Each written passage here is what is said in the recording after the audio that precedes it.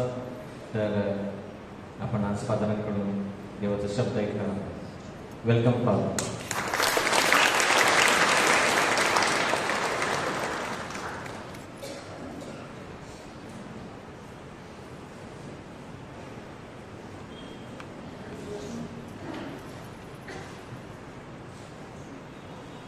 प्रभूचा गौरव असो आता आणि सदा सर्वदा. Praise the Lord, praise the Lord, praise the Lord. Hallelujah, hallelujah, hallelujah. God is good all the time. And all God's people say, and all God's people say, and all God's people say. जग म्हणते पहा आणि विश्वास ठेवा, परमेश्वर म्हणतो विश्वास ठेवा आणि पहा. Praise the Lord. Sant Anthony मेरी क्लॅरेट यांचं नाव तुम्ही ऐकलेलं असेल.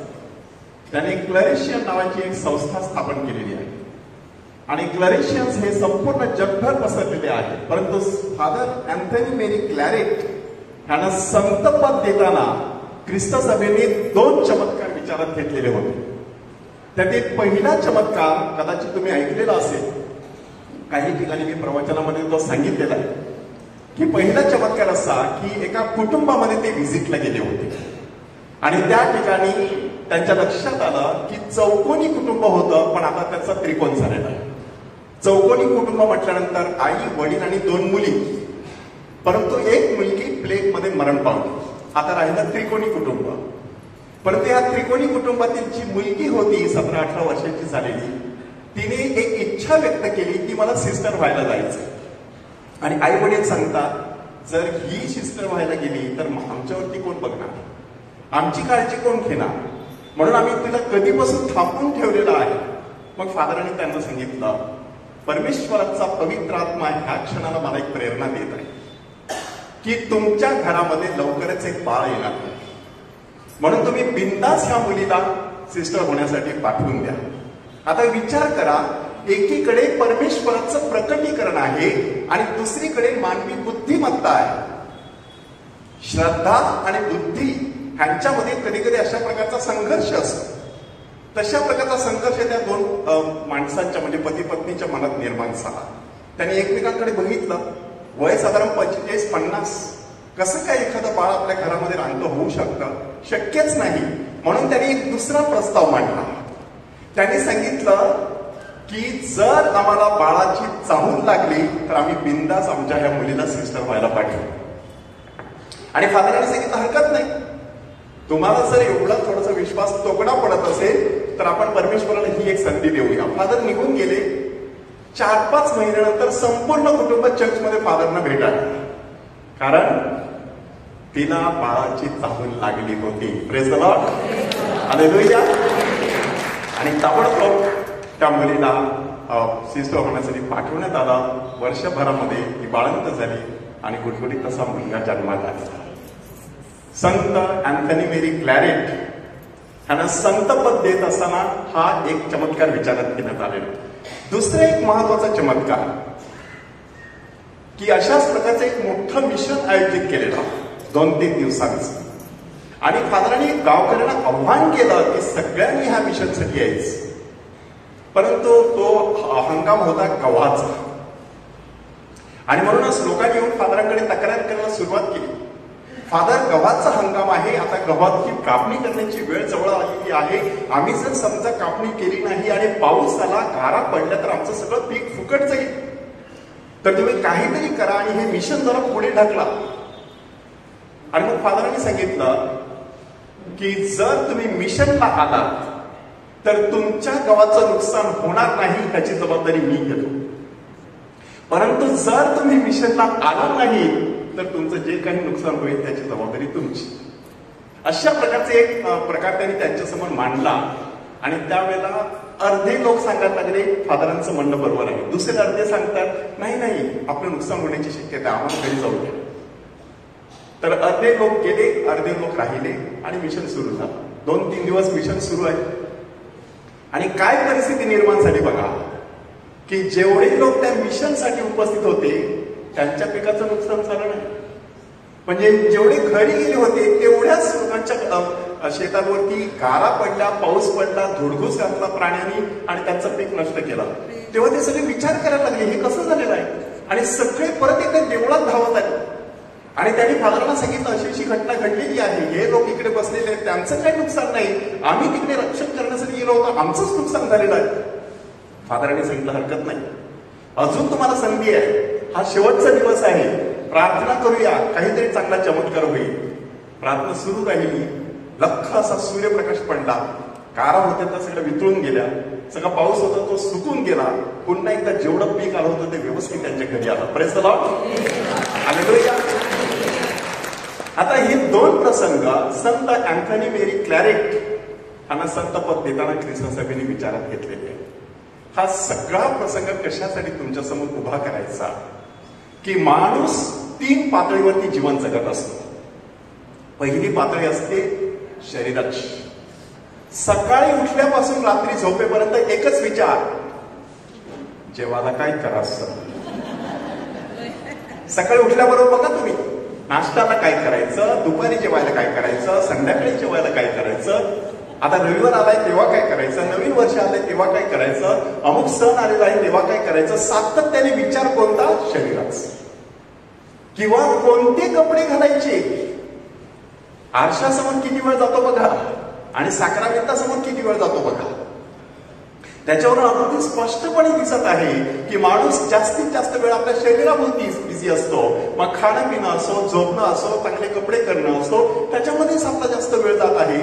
म्हणजे शरीराच्या पातळीवरती आपण जीवन जगत असतो. दुसरी पातळी असते बुद्धीच्या पातळीवरती, की सतत विचारच करायचा, कोणत्याही गोष्टीकडे बघायचं असेल तर बुद्धी वापरायची. बुद्धीच्या पातळीवरती एखादी गोष्ट नाही पटली तर बाजूला करायची.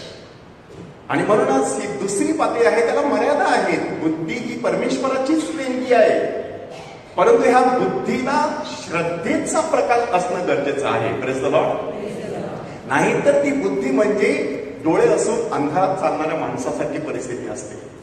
माणूस अंधारात चालतो, डोळे आहेत तरी देखील तो चाच पडतो, कारण डोळे असून तिथे प्रकाश मात्र नाही, बुद्धी असून श्रद्धा मात्र नाही. अशी परिस्थिती माणसाची असू शकते. म्हणून त्या ठिकाणी त्या बुद्धीला श्रद्धेची जोड असणं गरजेचं आहे. आणि तिसरी पातळी आहे ही निखळ अशी श्रद्धा, की परमेश्वरावरती विश्वास ठेवून मी कामा लागतो. मग जरी काळे ढग आले तरी तो मला कधीच वाऱ्यावर सोडणार नाही अशी माझी खात्री आहे. परिस्थिती कशीही असली तरी माझी मनस्थिती मात्र मजबूत असणार आहे. परिस्थिती प्रतिकूल असो की अनुकूल असो, माझी मनस्थिती परमेश्वरासाठी अनुकूल असणं गरजेचं आहे. आणि म्हणूनच आपण आज ह्या वर्षाच्या प्रारंभीच एक महत्वाचा विषय चर्चेसाठी घेतलेला आहे, की श्रद्धेचा प्रवास 7 टप्पे. हा श्रद्धेचा प्रवास आपल्याला करायचा आहे संपूर्ण वर्षभर आणि आयुष्यभर. आपणापैकी बऱ्याच लोकांनी हा श्रद्धेचा प्रवास सुरू केलेला आहे. 2ऱ्या, 3ऱ्या, 4थ्या टप्प्यापर्यंत पोहोचलेले असाल, काही जण 7व्या टप्प्यापर्यंत सुद्धा पोहोचलेले असतील. तरी देखील एखाद्या टप्प्यावरती पोहोचल्यानंतर पुढे जाण्यासाठी ताकद लागते किंवा त्याच्यामध्ये टिकून राहण्यासाठी मार्गदर्शन लागते. अन्यथा माणूस माघारी वळला तर पुन्हा एकदा पहिल्यापासून सुरुवात करावी लागते आणि मग माणसाचा जो इंटरेस्ट असतो तो निघून जाण्याची शक्यता आहे. श्रद्धा हा विषय प्रभू येशू ख्रिस्ताच्या जीवनामध्ये एवढा महत्वाचा की त्यांनी काही महत्वाची वाक्य म्हटलेली आहे. आणि आपल्या बायबलमध्ये विशेष करून नव्या करारातील शुभवर्तमानामध्ये श्रद्धेवर आधारित एकूण 12 वेगवेगळी वचनं आहेत. प्रभू येशू ख्रिस्ताच्या मुखातून बाहेर पडली तर आज ही 12 वचनं अंतःकरणावरती कोरायची आणि स्वतःला विचारायचं कोणतं वचन मला लागू पडणार आहे. पहिलं वचन असं आहे, मी हे करू शकेन असा तुझा विश्वास आहे का. प्रभू येशू ख्रिस्त समजा एखादा मनुष्य काहीतरी मागण्यासाठी त्याच्याकडे आला, मला दृष्टी हवी आहे, आंधळा त्याच्याकडे आला, मी हे करू शकेन असा तुझा विश्वास आहे का.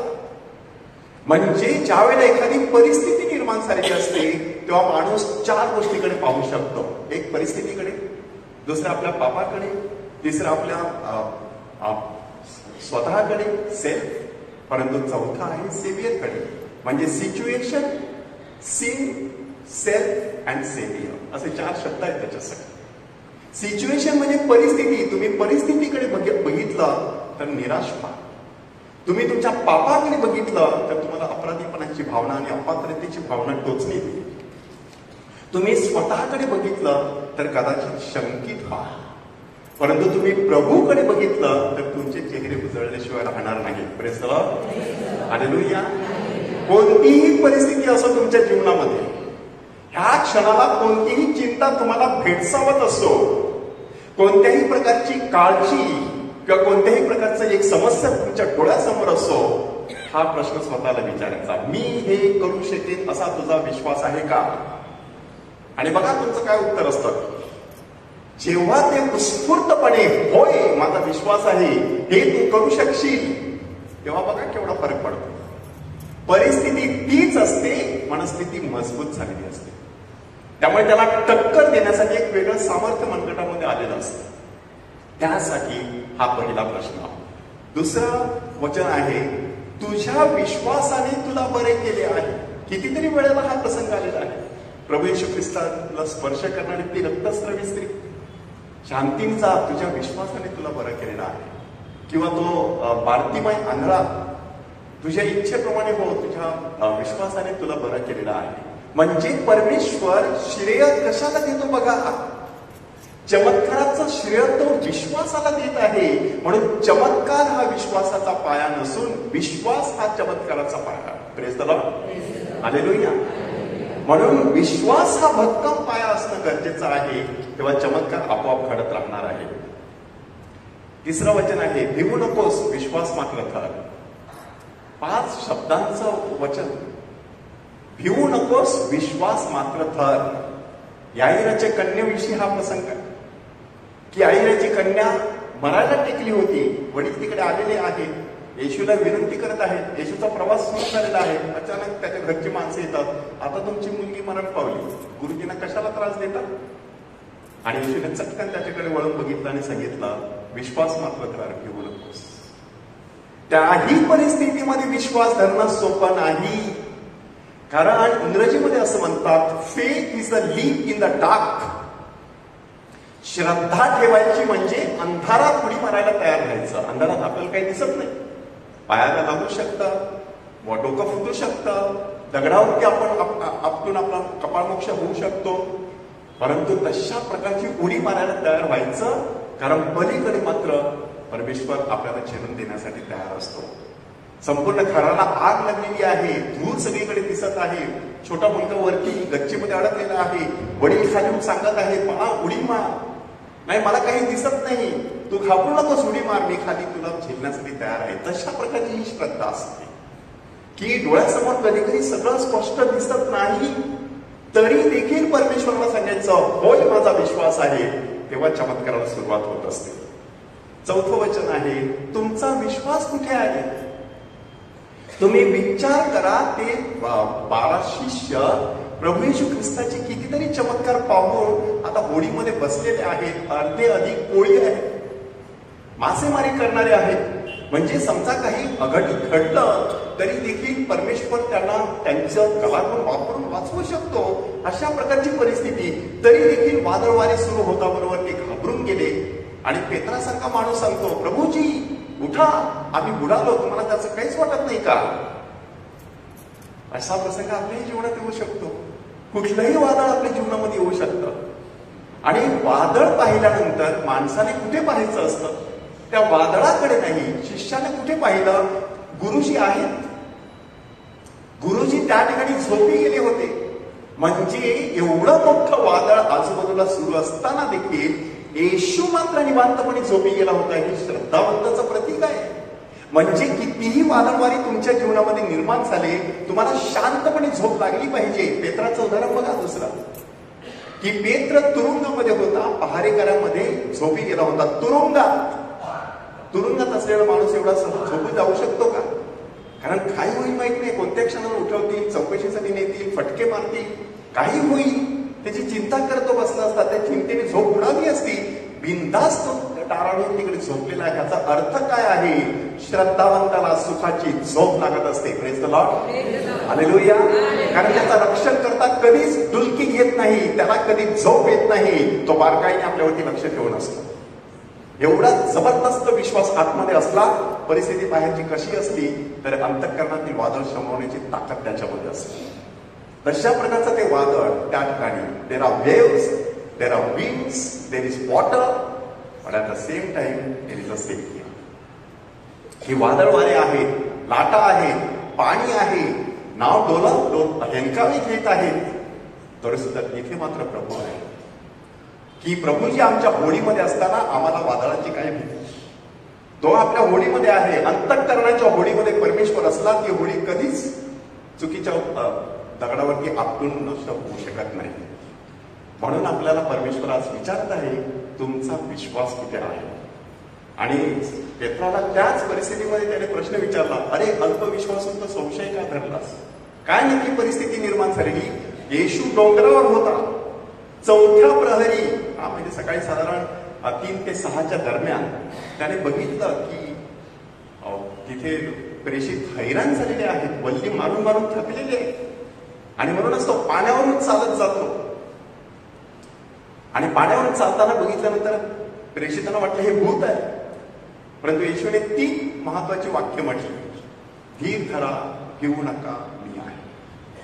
3 महत्वाची वाक्य आणि 2-2 शब्दांची. धीर धरा, भिवू नका, मी आहे. 2-2 शब्दांची 3 वाक्ये, अतिशय पॉवरफुल. आणि मग ताबडतोब पेत्र थोडा संशय व्यक्त करतो, प्रभूजी तुम्ही असाल तर मला देखील पाण्यावरून चालायला येण्यासाठी सांगा. म्हणजे चल. त्याने सुरुवात केली. सुरुवात चांगली असते. वादळ वारे पाहिल्यानंतर मात्र तो घाबरला. तेव्हा येशूने परत एकदा त्याला पकडला हाताने आणि विचारलं, अरे अल्पविश्वास होतो, संशय का करलास. आपल्या मनामध्ये बारीक सारीक संशय असतात, त्याची योग्य वेळेलाच विल्हेवाट लावायची असते. संकटाच्या काळामध्ये हे संशयच मोठे अडथळे ठरत असतात. संशय असतात सातत्याने. संकटाच्या काळामध्ये डोके वर काढत असतात आणि त्याचीच आपल्याला ठेच लागत असते. म्हणून आपण स्वतःला सांगायचं, कोणता संशय आहे मला जाऊन क्लिअर केला पाहिजे माझ्या प्रभूच्या समोर. तशा प्रकारचे हे वचन आहे की अरे अल्पविश्वासू तू संशय का धरलास. त्यानंतर एवढा विश्वास मला साऱ्या इस्रायलातही आढळला नाही. प्रभू म्हणतो कोणाला उद्देशून आहे, शताधिपतीला. तो शताधिपती म्हटल्यानंतर बिगर यहुदी माणूस. आणि त्यांना माहित आहे की यहुदी माणूस बिगर यहुदी माणसाच्या घरी जाणार नाही. अहो, जक्काई नावाचा जकातदार, अब्राहमाचा पुत्र, म्हणजे यहुदी माणूस, पण जकातदार असल्यामुळे त्याला बिगर यहुदी माणसासारखंच वागवलं जायचं. म्हणून येशू जेव्हा त्याच्या घरी गेला तेव्हा लोकांची कुसबुस काय सुरू झाली, हा पापी माणसाच्या घरी चढलेला आहे. अशा प्रकारची विचारसरणी. इथे तर हा शताधिपती, रोमी असा शताधिपती आहे. तो त्या ठिकाणी सांगत आहे की प्रभूजी माझा चाकर आजारी आहे, तुम्ही एक शब्द मात्र बोला, माझा चाकर बरा होईल. कारण मी देखील एक ताबेदार माणूस आहे. एकाला ए म्हटलं की येतो, जा म्हटलं की जातो. शब्दाची ताकद त्याला माहित होती. माणसाच्या शब्दाची ताकद जर एवढी असेल, आईचा शब्द, राजाचा शब्द, शिक्षकांचा शब्द पॉवरफुल असतो की ना बघा. इथे तर देवाचा शब्द, प्रभूजी एक शब्द मात्र बोला, माझा चाकर बरा होईल. आणि येशू आजूबाजूच्या लोकांकडे वळतो आणि त्यांना सांगतो, एवढा विश्वास मला साऱ्या इस्रायलात देखील बघायला मिळाला नाही. इस्रायल संपूर्ण देश. आणि इथे तर एक छोटासा कफरनहूमाचा हा अधिकारी आलेला आहे. कफरनहूम छोटासा गाव. तिथे येशू अशा प्रकारची जाहीर घोषणा करतो. म्हणजे आपला विश्वास परमेश्वराच्या नजरेमध्ये स्तुती योग्य असला पाहिजे. देवाला असं वाटलं पाहिजे, असा विश्वास मी साऱ्या माणिकपूरमध्ये पाहिला नाही, वसई धर्म प्रांतात पाहिला नाही, महाराष्ट्रात पाहिला नाही, भारतात पाहिला नाही, असं आपल्याला परमेश्वराने आपल्याविषयी म्हटलं पाहिजे. एवढा जबरदस्त विश्वास परमेश्वराचा आपल्याला व्यक्त करायचा आहे. आणि नक्की परमेश्वर काय अपेक्षित करतो. तुमच्यामध्ये मोहरीच्या दाण्या इतका छोटासा विश्वास असेल तरी सुद्धा तुम्ही ह्या तुतीच्या झाडाला ह्या डोंगरावरून उपटून समुद्रात लावली जात तरी तसं होईल असं म्हटलेलं आहे. आता ह्याच्यामध्ये प्रतीक केवढी मोठी आहे बघा. पहिलं प्रतीक आहे मोहरीचं दाणं, सर्वात छोटा. म्हणजे थोडासा विश्वास मोठा चमत्कार करण्यासाठी पुरेसा असतो. पण तेवढा तरी थोडासा अंश विश्वासाचा तरी आपल्या अंतःकरणात असणं गरजेचं आहे. एवढा छोटासा विश्वास आणि तुतीच्या झाडाचं, डोंगराचं आणि समुद्राचं प्रतीक वापरण्यात आलेलं आहे. तुतीचं झाड हे सहज आपल्या हाताने उपटून काढता येत नाही, ते खणून काढावं लागतं. त्याला तुम्ही नुसती आज्ञा केली, उपटून समुद्रात लावलं सा. आता समुद्रात लावायचं म्हणजे का पाण्यावर माणूस लावतो का? त्या तळापर्यंत ना तुम्ही विचार करा, तिथपर्यंत त्याची बुडं जाऊ शकतात. म्हणजे श्रद्धेमुळे कठीण गोष्टी सोप्या होत असतात. Praise the Lord, hallelujah. कठीण गोष्टी ज्या तुम्हाला नजरेने कठीण वाटतात त्या सहज कशा होतात तर समजत नाही. मी स्वतः कितीतरी वेळा तो अनुभव घेतलेला आहे की क्रमाने कार्यक्रम लागलेले असतात. 1 तारखेला, 2 तारखेला, 3 तारखेला, 4, 5, 6 तारखेला, आणि तो कॅलेंडरचा तो पेपर बघितल्यानंतर थरका पडतो. एवढी सगळी तयारी करायची कधी? एवढा सगळा प्रवास करायचा कधी? कसं काय व्यवस्थित प्रकृती वगैरे सांभाळायची? आणि 6व्या दिवसानंतर विचार मनामध्ये येतो की जणू काही परमेश्वराने गरुडाच्या पंखावरती आपल्याला उचलून नेलं की काय, अशा प्रकारचा अनुभव. Praise the Lord, hallelujah. म्हणून कठीण गोष्टी सोप्या व्हाव्यात असं तुम्हाला वाटत असेल तर मोहरीच्या दाण्याचा तरी विश्वास आपण व्यक्त करणं गरजेचं आहे. विश्वास बाळगणाऱ्याला सर्व काही शक्य आहे असं सांगितलं. विश्वास बाळगणाऱ्याला सर्व काही शक्य आहे. आणि प्रसंग कोणता आहे की प्रभू येशू ख्रिस्ताने त्या अंजिराच्या झाडाला शाप दिलेला आणि मग ते पुढे गेले. संध्याकाळी येऊन बघतो तो झाड वाळून गेलं. मग येशू त्यांना सांगत आहे, देवावर विश्वास ठेवा. विश्वास ठेवणाऱ्याला काहीच अशक्य नाही. देवाला काहीच अशक्य नाही असं गाब्रिएल देवदूताने पवित्र मरीला सांगितलं. कशा प्रकारची परिस्थिती की कितीतरी वर्षाची म्हातारी, जख्ख म्हातारी, तिला 6वा महिना, देवाला काहीच अशक्य नाही. तशी तू अतिशय तरुण, लग्न पण झालेली नाही, देवाला काहीच अशक्य नाही. सतत बनावटी हे शब्द कोरायचे. देवाला काहीच अशक्य नाही. कुठून काहीही चमत्कार होऊ शकतो, बदल होऊ शकतो. फक्त गरज आहे विश्वास ठेवण्याची. तुम्ही चिन्हे आणि अद्भुते पाहिल्या वाचून विश्वास धरणारच नाही. प्रभू येशू ख्रिस्ताने हे वाक्य कोणत्या संदर्भात म्हटलेलं आहे? फेफ्रेकरी मुलगा त्याच्याकडे आणलेला, त्याच्या 5 मिनिटं अगोदर मोठा प्रसंग घडलेला. प्रभू येशू ख्रिस्त रूपांतराच्या डोंगरावर होता आणि तिथे 3 प्रेषितांनी त्याचं वैभव बघितलेला. दुसरे 9 शिष्य खाली होते. त्यांच्याकडे तो माणूस आपल्या मुलाला घेऊन आलेला आणि त्यांना ते भूत काढता आलं नाही. आणि तेव्हा येशू सांगत आहे, तुम्ही अद्भुत आणि चिन्हे पाहिल्याशिवाय विश्वास ठेवणारच नाही. आणि मग त्याला माझ्याकडे आणा. पुढचा तो संपूर्ण चमत्कार झालेला आहे. त्या चमत्काराच्या शेवटी जेव्हा प्रेषितांनी येशूला विचारलं की हे भूत आम्हाला काय काढता आलं नाही, तेव्हा येशूने काय उत्तर दिलं? ही जात प्रार्थना आणि उपवास का वाचून काढता येत नाही. याचा अर्थ काय? त्या प्रेषितांना प्रभू येशू ख्रिस्ताने अधिकार दिला होता, शिस्त मात्र त्यांच्यामध्ये भिनलेली नव्हती. आपणा सर्वांना बाप्तिस्मा साक्रामेंटाद्वारे आणि इतर अनेक साक्रामेंटाद्वारे अधिकार देण्यात आलेला आहे. शिस्त नसेल तर त्या अधिकाराचा परिणाम होत नाही. Praise the Lord, hallelujah. म्हणून अद्भुत आणि चिन्ह पाहिल्याशिवाय विश्वास ठेवणारच नाही. ह्या पिढीपैकी आपण असायचं नाही. आपण वाट बघायची नाही. संत अगस्तीचं एक सुंदर वाक्य आहे, जे विश्वास ठेवतात त्यांना चमत्काराची गरज नसते. जे विश्वास ठेवत नाही त्यांच्यासाठी चमत्कार अपुरे असतात. Praise the Lord. कितीही चमत्कार केले तरी त्यांचा विश्वास बसणारच नाही, कारण मुळात विश्वासच नाहीये. आणि विश्वास असेल तर चमत्काराची गरज नाही. माझं जीवन हाच एक माझ्यासाठी मोठा चमत्कार आहे असं मला सतत सांगता आलं पाहिजे. तू विश्वास ठेवशील तर देवाचे गौरव पाहशील. येशूने मार्थाला सांगितलं. मार्थाने काय सांगितलं होतं येशूला? प्रभूजी तुम्ही इथे असता तर माझा भाऊ मेला नसता. आणि मग येशू सांगतो की तुझा भाऊ उठेल. हो, तो पुनरुत्थान समय उठेल हे मला माहित आहे. म्हणजे सर्वांचं पुनरुत्थान होईल तेव्हा तो उठेल. येशू सांगतो मीच पुनरुत्थान आणि जीवन मीच आहे. आणि चला आता तोंड बाजूला करा. ती सांगते प्रभूजी आता त्याला दुर्गंधी येत असेल. त्या वेळेला येशूने हे वाक्य म्हटलेलं आहे की मार्था तू विश्वास ठेवशील तर देवाचे गौरव पाहशील. तुम्हाला देवाचे गौरव पाहायचे आहेत, फक्त विश्वास ठेवा. विश्वास ठेवायचं म्हणजे पूर्णपणे परमेश्वराला शरण जायचं. Faith is not simply an intellectual assent. Faith covers the whole being असं म्हटलं जातं.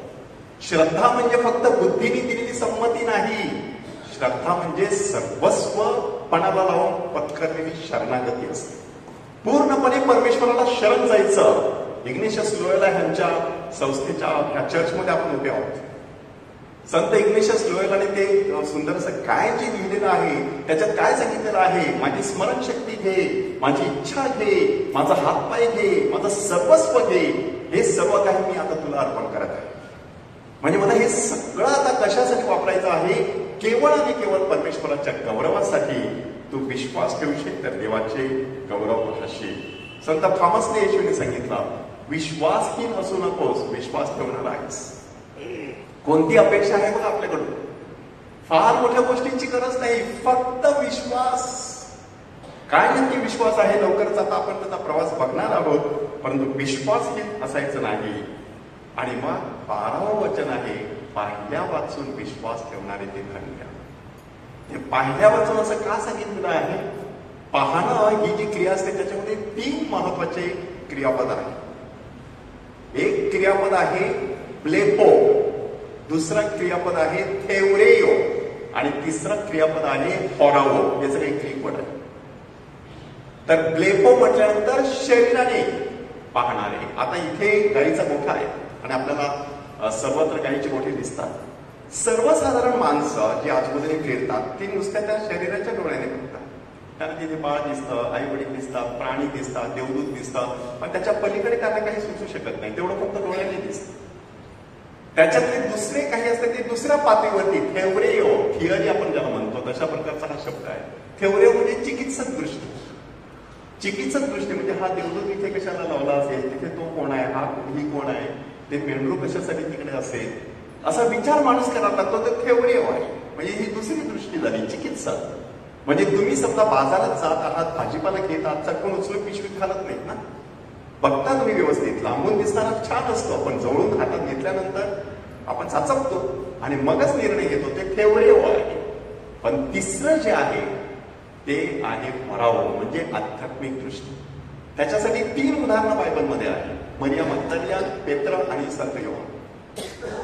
मरिया मग्दलियाने कशा प्रकारे बघितलं, डोळ्यात, म्हणून तिने त्या माणसाला सांगितलं माळीत आला, कारण तिला माळी दिसतात तिकडे. पेत्र मात्र कबरेत गेल्यानंतर त्याने ती वस्त्रे बघितली आणि तो विचार करत बाहेर आला, कारण तो डोक्याच्या पातळीवरती. परंतु तो दुसरा शिष्य आतमध्ये गेला, त्याने पाहिलं आणि श्रद्धा ठेवली असं सांगण्यात आलेलं आहे. ही श्रद्धेची दृष्टी. पाहिल्या वाचून विश्वास ठेवतात ते धन्य, असं जे सांगितलेलं आहे की ही विश्वासाची दृष्टी आपल्याला असणं गरजेचं आहे. अशा प्रकारच्या ह्या श्रद्धामय जीवनाचे एकूण 7 टप्पे आहेत. तुम्ही स्वतःला आता प्रश्न विचारायचा आहे की ह्या 7 टप्प्यापैकी नक्की मी कोणत्या टप्प्यामध्ये सध्या जीवन जगत आहे. पहिला टप्पा आहे ईश्वरी ओढ किंवा उत्कंठा, की परमेश्वराने माणसाला त्याच्या प्रतिमेप्रमाणे आणि प्रतिरूपाप्रमाणे निर्माण केलेलं आहे. म्हणजे तुम्ही विचार करा की तुमचं स्वतःचं मूल, ह्याला कोणाची ओढ असणार आहे, तुमची ओढ असणार आहे, कारण तुमचंच मांसाने रक्त आहे, तुमचं बाळ आहे ते. एक नाळ एकदा तुटली म्हणून संबंध संपत नाही, उलट ते स्वतंत्रपणे श्वास घ्यायला सुरुवात करतं, जीवन जगायला सुरुवात करतं, पुढे त्याचं पालन पोषण आपण करत राहतो. पण एक वेगळ्या प्रकारची ओढ एकमेकांविषयी असते. ही जी ईश्वरी उत्कंठा आहे ती परमेश्वराने प्रत्येक व्यक्तीच्या ठाई घातलेली आहे. म्हणून आपल्याला परमेश्वराकडे सतत जावंसं वाटतं की मातीच्या भांड्यामध्ये स्वर्गीय संपत्ती परमेश्वराने साठवून ठेवलेली आहे. म्हणून जरी आपण माती असशी, माती सगळ्याशी, म्हणूनच्या आठवही हे जी तूच, अशा प्रकारचं जे गाणं गात असतो त्याच्यामध्ये आणखी काय घडलेलं आहे, ही नुसती माती नाही पण त्याच्यामध्ये स्वर्गीय संपत्ती आहे. असं संत पॉलने सांगितलेलं की आम्ही मातीच्या मडक्यासारखे, पण आतमध्ये काय आहे, स्वर्गीय संपत्ती. म्हणजे नजर सतत स्वर्गाकडे. आपलं नागरिकत्व तर स्वर्गात आहे, आपण इथे पृथ्वीवरती प्रवासी आहोत. सतत दिशा तीच आहे गरुडासारखी. ती एक ईश्वरी उत्कंठा. आणि म्हणून संत जॉन मारी वियानी काय म्हणतात बघा, तुम्ही जेव्हा घराबाहेर असता तेव्हा तुम्हाला घराची ओढ असते. आपण आता घराबाहेर आहोत म्हणजे स्वर्गाच्या बाहेर इथे आहोत. आपल्याला स्वर्गाची ओढ लागत राहिली पाहिजे सतत. आणि तशा प्रार्थना मिसामध्ये असतात की आम्हाला सतत स्वर्गाची ओढ लागू दे. आपल्याला कोणत्या गोष्टीची ओढ आहे ही माणसाने तपासण्याआधी स्वतःला विचारायचं आहे की मला खरोखरच स्वर्गाची ओढ लागलेली आहे का? प्रभू येशू ख्रिस्त, आज आपण त्याच्या जन्माचा उत्सव साजरा करत आहोत. स्वर्ग सोडून ह्या पृथ्वी तलावरती तो धावला, पण पृथ्वी तलावरती त्याने काय केलं? स्वर्ग निर्माण केला पुन्हा एकदा. कारण सगळं वैभव त्याने तिथे बघितलेलं. केवढं सुख, केवढी शांती, केवढा आनंद, केवढं प्रेम, ते सगळं माझ्या लोकांमध्ये दिसलं पाहिजे असं त्याला कुठेतरी वाटत असेल. मी परिपूर्ण जीवन देण्यासाठी आलेलो आहे अशी त्याची तळमळ. त्यासाठी रात्रंदिवस तो परमेश्वराशी बोलायचा. परमेश्वराचा पुत्र रात्रभर डोंगरावरती प्रार्थना करायचा. याचा अर्थ काय? त्याची ओढ आणि त्याची उत्कंठा परमेश्वराकडे. क्रूसावरती टांगलेला असताना देखील 3 वेळा देवाचं नाव घेतो. बापा त्यांना क्षमा कर, माझ्या देवा तू माझा त्याग का केला? बापा मी माझा आत्मा तुझ्या हाती सोपवतो. केवढी जबरदस्त ईश्वरी उत्कंठा माणसाच्या मनामध्ये असू शकते बघा. किंवा एका धर्मभूमीशी सांगितलं जातं, नजर कैदेमध्ये त्यांना तुरुंगात डांबून ठेवण्यात आलं. सगळीकडे अंधारी कोठडी आणि छोट्याशा खिडकीतून जेवण दिलं जायचं. कितीतरी दिवस अंघोळ नाही, घाण वास सगळीकडे. आणि त्यांना सांगण्यात आलं तुम्हाला आता 1 तास मोकळं करण्यात येणार आहे, तुम्हाला नक्की काय हवंय? आणि जेव्हा जेलरने हा प्रश्न विचारला तेव्हा जेलरला वाटलं होतं कदाचित हा माणूस सांगेल मला एक चांगली आंघोळ घ्यायची, किंवा मला बाहेर चांगला फेरफटका मारायचा आहे, चांगलं थोडंसं शुद्ध हवा घ्यायची आहे. त्यांनी सांगितलं मला पवित्र मिस्साबली साजरी करायची आहे. Praise the Lord, hallelujah. ओढ कसली होती? एकदा मी तुरुंगातून सुटतो कधी आणि जाऊन पवित्र मिस्साबली साजरा करतो कधी. केवढी प्रचंड ओढ आहे बघा. आपल्यापैकी कितीतरी लोकांना ही ओढ असते, ही आम्ही डोळ्याने बघितलेली आहे. मी सकाळी 4:30ला वॉक घेत असतो आणि काही लोक सकाळी चांगल्या प्रकारचे कपडे करून चालते 5 वाजता 5:15 वाजता. एक आजोबा तसे फार लवकर उठून निघून यायचे आणि मी त्यांना विचारायचो एवढ्या लवकर? नाही, मला देवळात गेल्यानंतर थोडी शांती लागते. ती एक ईश्वरी ओढ प्रत्येक माणसामध्ये परमेश्वराने घातलेली आहे. आणि म्हणूनच थियाड शारदाई नावाचे एक विचारवंत होऊन गेले आणि त्यांनी सांगितलं we are not human beings with spiritual nature, we are spiritual beings with human nature. म्हणजे आपण आध्यात्मिक स्वभाव असलेल्या मानवी व्यक्ती नाही, तर मानवी स्वभाव असलेल्या आध्यात्मिक व्यक्ती आहोत. आता सहज विचार करा, म्हणजे आपलं खरं रूप कोणतं आहे? अध्यात्म. खरं रूप शरीर नाही आहे. हे शरीर बदलत जातं की नाही बघा. मी बालपणापासून तुमच्यापैकी काही लोकांना बघत आलेलो आहे. आज 27-28 वर्षाचा धर्मगुरू आहे. म्हणजे काही लोक खूप लहान असताना मी त्यांना बघितलेलं आहे आणि काही तरुणपणी मी त्यांना बघितलेलं आहे. काय आता म्हातारपणाकडे झुकलेले आहे. पण हे शरीर बदलत जातं, आत्मा बदलत नाही जात. म्हणून आपलं खरं रूप कोणतं आहे ते अध्यात्म. त्याची माणसाने सतत जाणीव ठेवणं गरजेचं आहे की नदीचा ओढा सागराकडे असतो, दिव्याची ज्योत सतत वरती असते, बाळाची झेप आईकडे असते, पक्षाची तकमक घरट्याकडे असते, तशी माणसाची ओढ देवाकडे असते. देवाच्या भेटीसाठी मी तळमळतो अंतरी, अपार तळमळतो अंतरी. स्तोत्रकाराने सांगितलेलं आहे. आणि उदाहरण कोणतं दिलेलं आहे की जशी हरिणी पाण्याच्या ओढ्यासाठी लुडपत असते तसा माझा जीव माझ्या परमेश्वरासाठी तळमळत आहे. कारण ती हरिणी पाण्याच्या दिशेने धावत पडत तिथे निघालेली असते. कुठे पाण्याचा ओढा दिसेल का?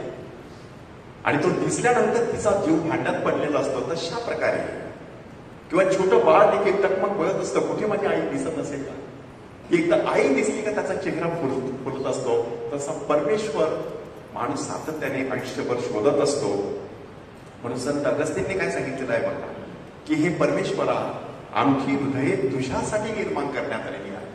ती तुझ्यामध्ये विसावा पावल्याशिवाय कधीच शांत होणार नाही. आपण या जगामध्ये इतर अनेक गोष्टीची जी ओढ असते त्या ओढीच्या दिशेने वाटचाल करत राहतो, तरी देखील आपण सुखी नसतो. हातामधला मोबाईल बघा. सकाळी उठला माणूस की टूथब्रश आणि पेस्ट घ्यायच्या अगोदर SMS आणि मेसेजेस आणि ते सर्व बघत असतो. पहिली गोष्ट ती 5 मिनिटासाठी ते जरी तो मोबाईल नजरेआड गेला आणि दिसायचा राहिला, कुठे गेला माझा मोबाईल, तो माणूस केवढा अस्वस्थ बनतो बघा. एवढी सगळी ओढ आपण आपल्या स्वतःमध्ये निर्माण करून ठेवलेली आहे. किती तास घालवतो बघा ह्या मोबाईल मध्ये. काय वाटते तुम्हाला, किती तास? 1 तास दिवसभरातला 1 तास तुम्ही घालवता मोबाईल भोवती. काहींची डोके अशी फरक आहे, म्हणजे जास्त असेल. 2 तास, 3 तास, अजून डोके अशी असतात ती 4 तास. काय वाटते तुम्हाला, किती तास? मुलांनो इथे बसलेले आहेत. How many hours you must be spending with your mobile? Say more or less anything. 4 hours or more than 4 hours, but 4 hours विचार करा. आणि अभ्यास 4 तास होतो का? प्रार्थना 4 तास होते का? मग परिणाम कोणता दिसणार तुमच्या जीवनात? त्या मोबाईलचाच. पूर्वी टीव्हीचा परिणाम होता. टीव्हीवरती भांडणं व्हायची, ती घरामध्ये व्हायची नंतर, किंवा घरात असायची ती टीव्हीवर दिसायची. आता ती टीव्हीवरची घरामध्ये आली. आणि टीव्ही कोणता? मोबाईल. त्याच्यावर सर्व बघत बसलेलो आपण. बघा कोणती ओढ आहे आपल्या जीवनात. मग परिणाम तोच दिसणार तुम्हाला. मग त्याच्यासाठी आपली ही ओढ तपासून पाहायची, कशासाठी आहे तो मोबाईल. म्हणजे आपला विषय मोबाईल नाही आहे, पण ओढ हा विषय आहे की मला ईश्वरी उत्कंठा आहे, त्या दिशेने नेणाऱ्या गोष्टीकडे मी लक्ष घालणार आहे. त्या दिशेने नेणाऱ्या गोष्टी या जगात आहेत, आपण येणार आहोत त्या गोष्टीकडे. म्हणून हा पहिला टप्पा आहे ईश्वरी ओढ. दुसरा टप्पा आहे ईश्वरी अनुभव. ओढ लागली म्हणजे आपोआप अनुभव आला असं नाही ना, परंतु आतमध्ये तो एक परिस्थिती निर्माण झालेली असते. ठिणगी पडायचा अवकाश असतो. तेवढी ठिणगी पडली की वणवा लागला, अशा प्रकारची ती परिस्थिती असते. म्हणजे आतमध्ये परमेश्वराने ते ईश्वरी रसायन घातलेलं आहे. देर is a spiritual spark in every one of us, divine spark. फक्त त्याला एका अनुभवाची गरज असते. मोशेच्या बाबतीत काय झालं बघा, की मोशेने ते जळतं झुडूप बघितलं आणि तिकडेच गुडघे टेकले. आणि परमेश्वराने त्याला सांगितलं, जवळ येऊ नकोस, पायातले मोजे का, जोडे का, कारण ही पवित्र जागा आहे. आणि हा सगळा ईश्वर अनुभव मोशे नंतर पूर्णपणे बदललेला आहे. मोशेने एका माणसाला ठार केला होता आणि तो पळून गेलेला होता मिद्यानच्या देशामध्ये. तशा पार्श्वभूमीवरती परमेश्वराचा अनुभव त्याला येतो आणि परमेश्वराला समोरासमोर पाहणारा इस्रायलचा धाडसी असा नेता म्हणून संपूर्ण जगासमोर सादर होतो. विचार करा, एक ईश्वर अनुभव. किंवा याकोब आपल्या भावात किंवा हस्तीने पळून निघालेला एसाव, वाटेमध्ये त्याला पनवेल ह्या ठिकाणी परमेश्वराचं दर्शन घडलं आणि मग तो आणखी पुढे जातो. येताना परत एकदा त्याला दर्शन घडतं. आणि अशा प्रकारे त्याच्या जीवनामध्ये परमेश्वराचा अनुभव आल्यानंतर त्याचं नाव सुद्धा बदलून जातो, की याकोब इथे त्याला इस्रायल म्हटलं जातं. इस्रायलचे 12 वंश त्याच्यापासून निर्माण होतात. एक ईश्वर अनुभव माणसाचं संपूर्ण जीवन पालटून टाकू शकतो. तशा प्रकारची घटना शमूएलाच्या बाबतीत झालेली आहे. त्याला ओळख नाही, देख नाही, परमेश्वराविषयी काहीच माहित नाही. आणि अशा वेळेला त्याला ऐकू येतो आवाज, शमूएल शमूएल. त्याला माहित नाही. तो एलीकडे जातो आणि विचारतो, तुम्ही मला हाक मारली नाही, जाऊन सो. एकदा झाला, दोनदा झाला, तिसऱ्यांदा त्याच्या लक्षात आलं एलीची. आणि एलीने सांगितलं, परमेश्वर तुला बोलावत आहे. जेव्हा तो बोलावे तेव्हा त्याला सांग, प्रभू बोल, तुझा दास ऐकत आहे. त्या क्षणाला शमूएल बदलून गेला. परमेश्वराची ओळख झाली. परमेश्वरावरती तो बोलू लागला. परमेश्वर त्याच्याशी बोलू लागला आणि मोठा संदेष्टा, मोठा याजक, मोठा द्रष्टा म्हणून त्या ठिकाणी तो उदयास आला शमूएल. किंवा दावीद, कोवळा कुमार, गोफणीमध्ये 5 गुळगुळीत गोटी घेऊन जातो आणि गोलायतसारख्या महाकाय अशा बलिष्ठाचा कपाळ मोक्ष करू शकतो. 16 वर्षाचा कोवळा कुमार, तुम्ही विचार करा. एवढा मोठा जबरदस्त परमेश्वर अनुभव. बिशप फुलटन यांनी त्याविषयी काय म्हटलंय बघा, दाविदाने 5 गुळगुळीत गोटे घेतले आणि गोलायतचा वध केला. प्रभू येशू ख्रिस्ताने 5 खरमरीत जखमा घेतल्या आणि मृत्यूचा कपाळमोक्ष केला. Praise the Lord, hallelujah. हा परमेश्वर अनुभव आपणापैकी बऱ्याच लोकांना अशा प्रकारचे परमेश्वर अनुभव येऊ शकतात. शल्मोनाला देखील तशा प्रकारचा परमेश्वर अनुभव येतो. परमेश्वर विचारतो तुला काय पाहिजे, आणि त्याने कोणती देणगी मागितली? दीर्घायुष्य नाही, धनसंपत्ती नाही, शत्रूवरचा विजय नाही, विवेक बुद्धी. ज्ञान मागितलं. माझ्या लोकांचा न्याय करण्यासाठी मला ज्ञान हवं आहे. परमेश्वराने त्याला ज्ञान दिलं. 3000 नीतिसूत्रे, 1005 गीते, प्राणी आणि पक्षी आणि वनस्पती ह्याच्यावरचं ज्ञान, ह्यामुळे तो पारंगत. म्हणून त्याच्या जीवनात केवढ्या चांगल्या चांगल्या गोष्टी घडत गेल्या. राजवाडा झाला, मंदिर झाला, शबाची राणी येऊन चकित होऊन गेली. हे सगळं कशासाठी सांगायचं? परमेश्वराचा अनुभव माणसाचं जीवन पूर्णपणे पालटून टाकतो. पवित्र मरियेला तसा अनुभव आला. देवदूत तिच्याशी बोलण्यासाठी आलेला, आणि त्या अनुभवाने ती पूर्णपणे बदलून जाते. शेवटपर्यंत त्या श्रद्धेच्या वाटेवरती चालत राहते. स्वर्ग आणि पृथ्वीची राणी म्हणून गौरविली जाते. संत पीटर भर समुद्रामध्ये रात्रभर काबाड कष्ट केलेले आहेत, काहीच पदरात पडत नाही. येशू सांगतो अमुक ठिकाणी जाळी टाक. तो सांगतो प्रभूजी आम्ही रात्रभर कष्ट केलेले आहेत, काहीच मिळालं नाही, पण तुम्ही सांगता म्हणून टाकतो. तुम्ही सांगता ह्या शब्दाचा अर्थ काय? तुमच्या शब्दावरती आता मी विश्वास ठेवतो. म्हणजे माणसाने नुसते स्वतःचे कलागुण वापरायचे नाही. त्याने रात्रभर काबाड कष्ट केले होते. म्हणजे काय केलं होतं? एक कोळी म्हणून आपले सर्व कसं पणाला लावलेलं, तरी देखील काही झालं नाही. येशूच्या शब्दाने काय घडली घटना?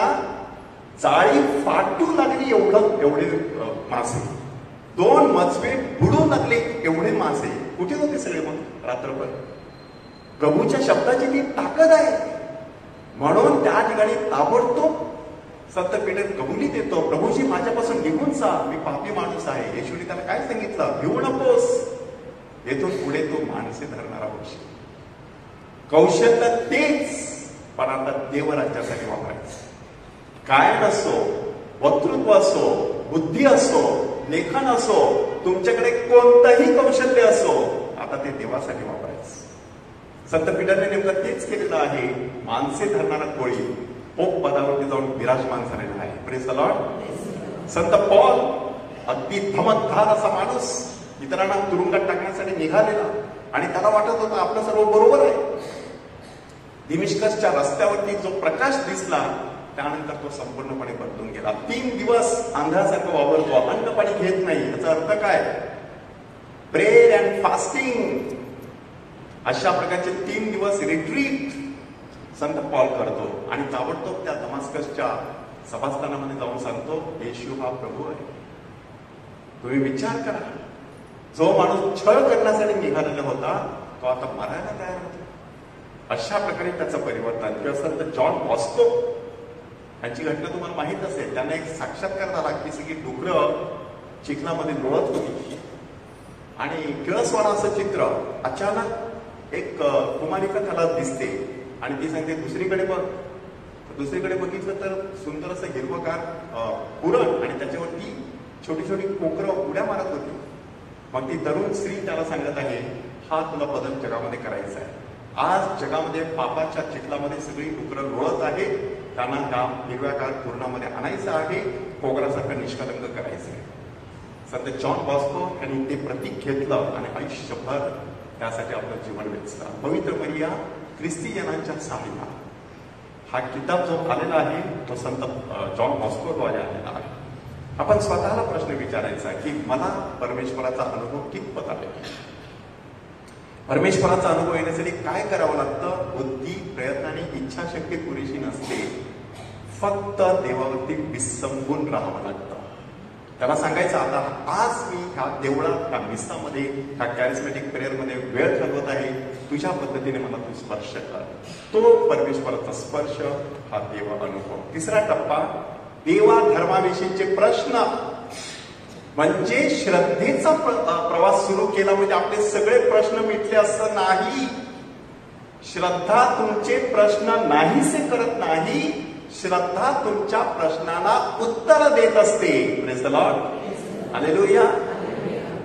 तर आपल्या प्रश्नाला उत्तर, कितीतरी प्रश्न आपल्या मनात असू शकतात, की पवित्र मिस्साविषयी प्रश्न असू शकतात, बायबल विषयी प्रश्न असू शकतात, रोझरी विषयी प्रश्न असू शकतात, उपासनेविषयी प्रश्न असू शकतात, साक्रामेंते, संतांविषयी, पोप विषयी, चर्च विषयी, प्रार्थनामय जीवनाविषयी, या युगाच्या समाप्तीविषयी, 10 आज्ञांविषयी, प्रेषितांचा विश्वास अंगीकार किंवा नायसियन श्रद्धा प्रकटन, काय नक्की फरक आहे, कशामुळे हे सगळं बदल आहे, ह्या सगळ्याविषयी आपल्या मनामध्ये प्रश्न असू शकतात. या द्वितीय व्हॅटिकन विश्व परिषद आहे, आपला धर्म कायदे आहे, अशा सगळ्यांविषयी आपल्या मनामध्ये प्रश्न असू शकतात. परंतु घाबरून जायचं नाही. परमेश्वर अशा प्रकारचे प्रश्न आपल्या मनामध्ये कशासाठी निर्माण करत असतो? आपल्या ज्ञानामध्ये भर घालण्यासाठी.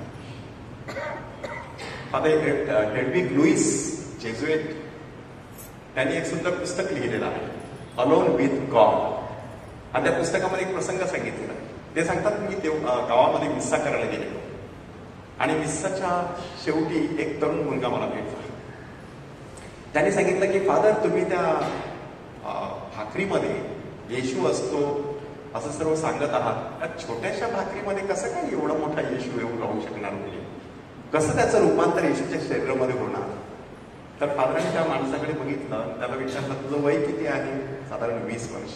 आता 20 वर्षात तू काय खाल्लं काय मला माहित नाही, चिकन मटण वगैरे जे काय असेल ते, पण त्याचं रूपांतर तुझ्या शरीर आणि रक्तात झालंय. तसंच इथे येशूच्या शरीर रक्तामध्ये रूपांतर होत असतं. मग त्याने सांगितलं, एवढा मोठा येशू तो एवढ्या छोट्याशा भाकरीत कसा येऊ शकतो? फादरने सांगितलं, तुझा डोळा किती मोठा आहे, एवढूसा अख्खं जग त्याच्यामध्ये मावतं ना, तसा अख्खा येशू याच्यामध्ये मावतो. मग त्याने तिसरा प्रश्न विचारला की ती भाकर मोडल्यानंतर तुकड्या तुकड्यामध्ये येशू राहतो, हे कसं शक्य आहे? आणि तुझ्या घरी आरसा आहे का? त्या आरशामध्ये तोंड बघ, संपूर्ण चेहरा दिसतो? तो आरसा फोडून टाक, प्रत्येक तुकड्यामध्ये तोंड दिसते की नाही बघ. प्रत्येक तुकड्यामध्ये तोंड दिसतं, तसं प्रत्येक तुकड्यामध्ये परमेश्वर पूर्णपणे असतो. आता हे उदाहरण कशासाठी मी सांगितलं? असे प्रश्न आपल्या मनामध्ये असू शकतात, पण अशी स्पष्टीकरण मिळाल्यानंतर आपल्या ज्ञानामध्ये भर पडत असते. म्हणून हा टप्पा आला म्हणून घाबरायचं नाही. बिनधास्त असे प्रश्न कुठे ना कुठे विचारत राहायचं. शिबिर असतात, धर्मगुरू आपल्याकडे आहे, अभ्यास केलेली मंडळी आपल्याकडे आहे, आपण स्वतः अभ्यास करू शकतो. सुवार्तेमधून आपल्याला काही प्रश्नांची उत्तरे मिळत असतात. शांतीदूत आपल्याकडे आहे, निरोपे आपल्याकडे आहे, आपल्याकडे बरंच साहित्य आहे, त्यातून आपल्याला श्रद्धेमध्ये वाढत राहायचं असतं. चौथा टप्पा आहे प्रार्थनामय जीवनामध्ये वाढ. की श्रद्धेची एक ईश्वरी उत्कंठा आहे, परमेश्वर अनुभव झाला, मला तर काही प्रश्न होते, त्याची थोडी थोडी उत्तरे मिळायला लागलेली आहे. आता श्रद्धामय जीवनामध्ये वाढ पाहायला सुरुवात होते. त्याची काय प्रतिका आहे? मिस्साची ओढ वाटू लागते. कितीतरी लोकांना मी बघितलेलं आहे, कधीच मिसाला न जाणारा माणूस, रविवारी सुद्धा देवळात न येणारा माणूस अचानक बुधवारी आणि शुक्रवारी यायला लागतो, रोज यायला लागतो. कधी कोणाचं यंत्र झाल्यानंतर तिथेही दिसायला लागतो. हे कसं घडतं? कुठेतरी त्याच्या जीवनामध्ये श्रद्धेचा प्रवास सुरू झालेला असतो. रोजरीचा कंटाळा येणारा माणूस दिवसाला 4-4 रोजरी करणारा मी पाहिलेली आहे. दैवी दयेची रोजरी करतात. आज महिन्याचा पहिला शुक्रवार येशू हृदयाची रोजरी करत असतात. अशा प्रकारे त्यामध्ये माणूस वाढत राहतो. बायबल वाचन, आता बायबल जिवंत वाटू लागतं, प्रत्येक शब्दामध्ये ताकद आहे असं वाटायला लागतं. नाहीतर तो निर्जीव शब्द वाटत होता. परंतु हे कसं झालेलं आहे?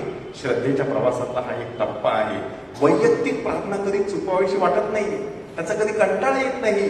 उलट त्याच्यामध्ये जास्त वेळ 2:30 वाजता रात्री उठून 5 वाजेपर्यंत प्रार्थना करणारी मंडळी बसायला आहे. 5 वाजता मला कधी कधी वॉकला भेटलेले आहे, फादर आज छान प्रार्थना झाली, मला काहीतरी तुम्हाला सांगायचं आहे. आणि मग तो माणूस सांगणार, 2:30 वाजता उठलो होतो, पहिला अर्धा तास प्रेझेंट वर्शिप, 3 वाजता दैवी दयेची प्रार्थना, मग बायबल वाचन, मग थोडंसं चिंतन मनन, मग मध्यस्थीची प्रार्थना. कसे 2.5 तास भरून गेले कळलं नाही. संपूर्ण जग झोपलेलं असतं आणि हा माणूस स्वर्गामध्ये असतो. अशा प्रकारची ती ओढ आहे की प्रार्थनामय जीवनामध्ये वाढ होत असते. कौटुंबिक प्रार्थना, कॅरिस्मॅटिक प्रार्थना, ह्याच्यामध्ये गोडी वाटत असते. चापल म्हणा, देऊळ म्हणा, धार्मिक विधी म्हणा, ह्या सगळ्यांविषयी आपल्या मनामध्ये एक वेगळीच आवड निर्माण होत असते. अशा प्रकारची आवड निर्माण झाली की समजायचं आपला प्रवास योग्य मार्गाने सुरू आहे. ती जर निर्माण झाली नसेल तर 3 गोष्टीकडे लक्ष द्यायचं: शरीर, जग आणि सैतान. ह्या 3 गोष्टीमुळे आपली ही गोडी कमी होऊ शकते. शरीर पेंगुळलेलं असतं, थकलेलं असतं. अशा वेळेला शरीराला विश्रांतीची गरज आहे, त्याची विश्रांती. परंतु ओढ मात्र कमी करू द्यायची नाही. जेव्हा फ्रेश वाटेल तेव्हा ताबडतोब बायबल उघडायचं किंवा प्रार्थनेला बसायचं. जग आकर्षित करू शकतं आपल्याला, वेगवेगळ्या गोष्टी आहेत त्या जगामध्ये, परंतु ते तात्पुरत्या, जोपर्यंत आपल्याला त्याची आवश्यकता आहे तोपर्यंत जगात राहायचं, पण जगाचं व्हायचं नाही असं प्रभूने सांगितलं.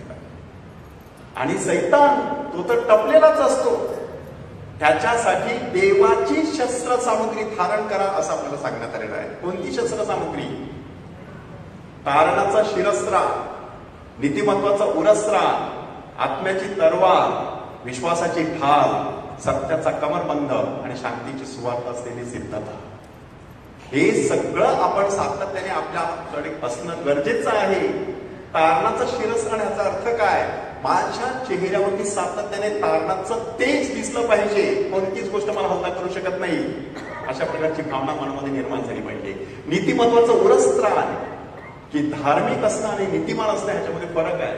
काही व्यक्ती धार्मिक असू शकतात आणि सगळ्या प्रकारचा भ्रष्टाचार, लाच, लबाडी वगैरे सर्व काही चालू असतं, ते नीतिमत्व नाही आहे.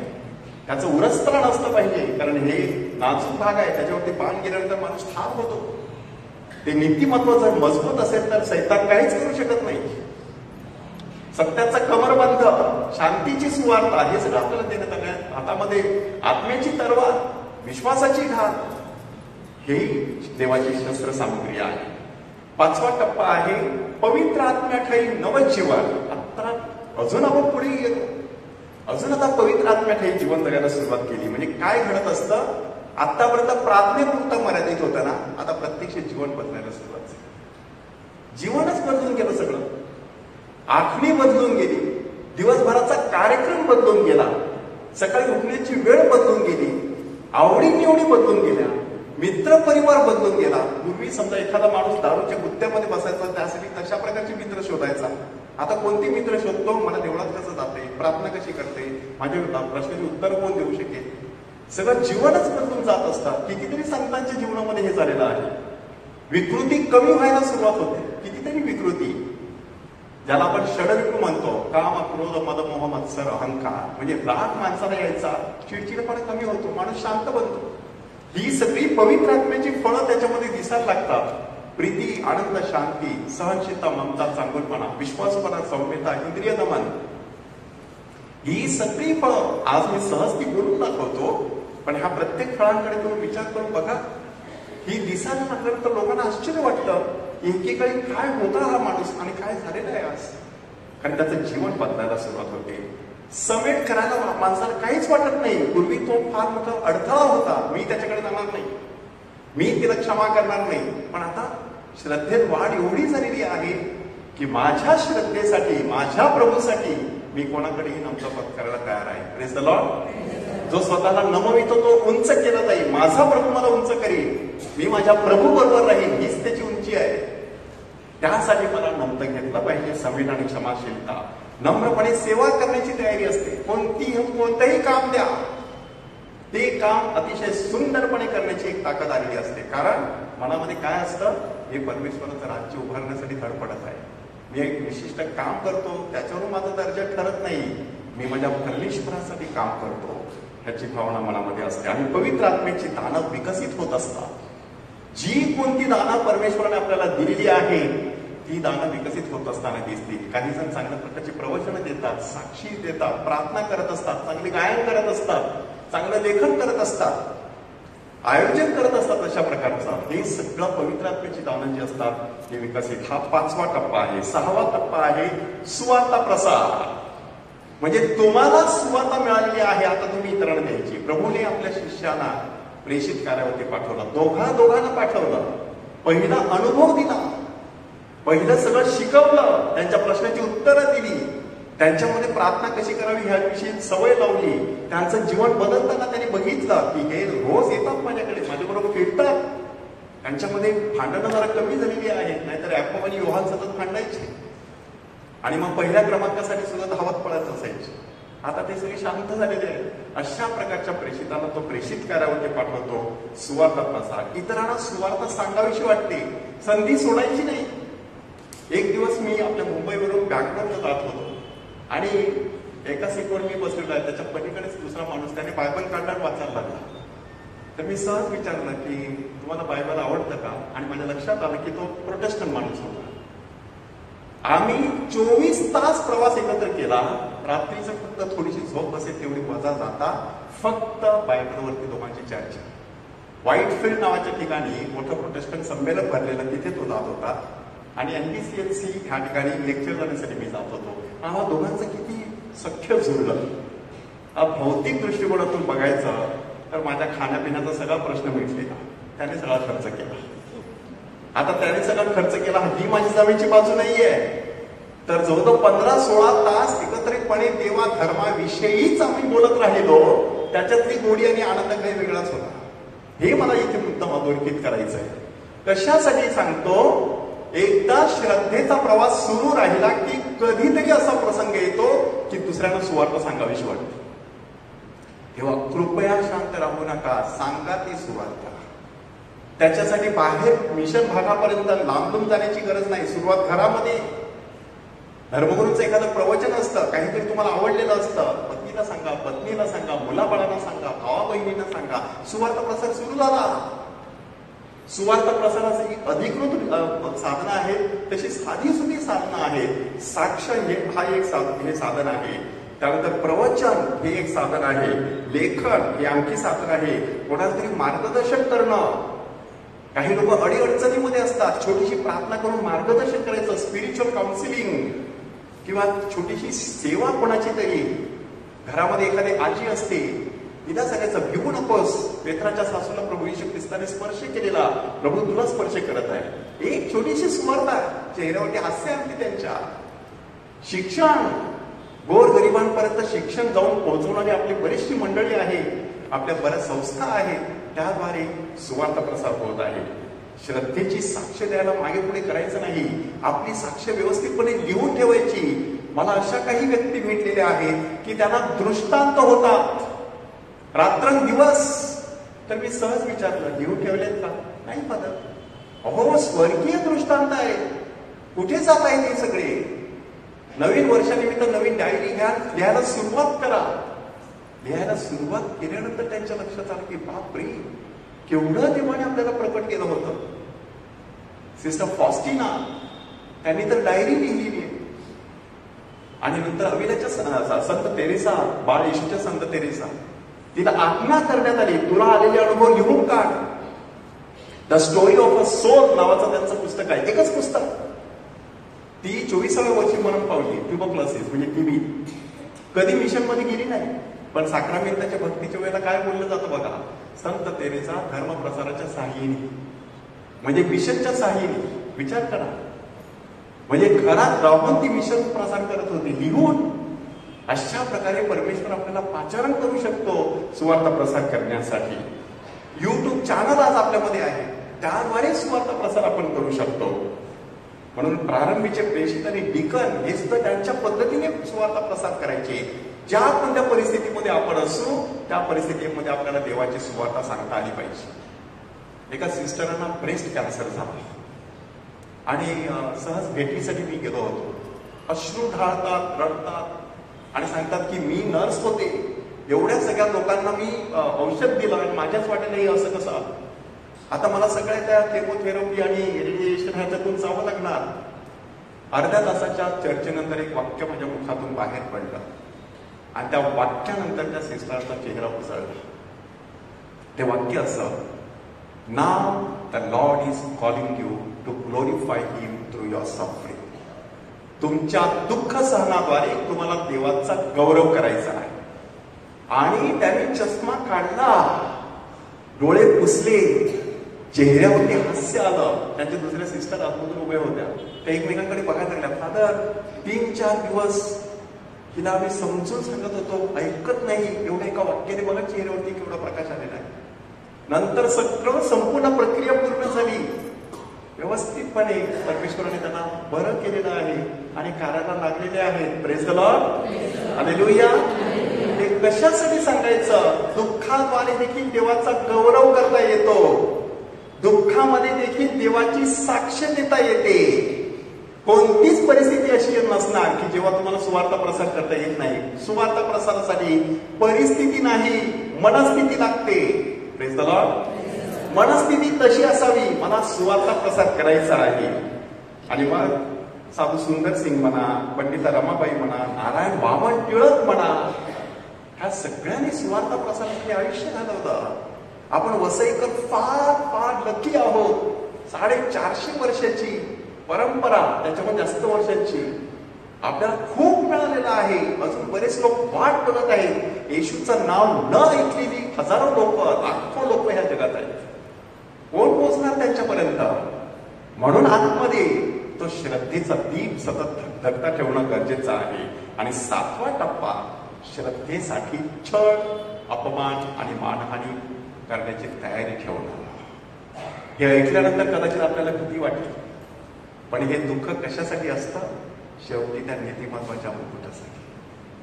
संत पौलने सांगितलं, मी धाव संपवलेली आहे, मी शर्यत पूर्ण केलेली आहे आणि आता मी त्या नीतिमत्वाच्या मुकुटासाठी थांबलेलो आहे. पण त्याच्यासाठी प्रभू येशू ख्रिस्ताला देखील त्या दुःख सहनाच्या मरणाच्या ताडेतून जावं लागलं. तसं आपल्या वाटेला देखील दुःख येईल. अब्दुल अलमट्टी मकासबी ह्याचं नाव तुम्ही ऐकलं असेल, की मुस्लिम माणूस चर्चमध्ये जाऊन बसला. कुठेतरी त्याला स्पर्श झाला, फादरांना भेटत राहिला.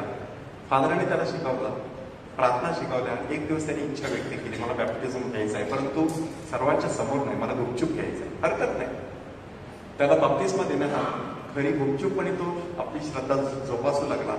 एक दिवस त्याचा भाऊ रुफिएल ह्याच्याकडे त्याने वाच्यता केली की मी बाप्तिस्मा घेतलेला आहे. रुफिएल ती डोळे फाडून बघायला लागला. काय म्हणतोस तू, केवढा नक्की आहेस?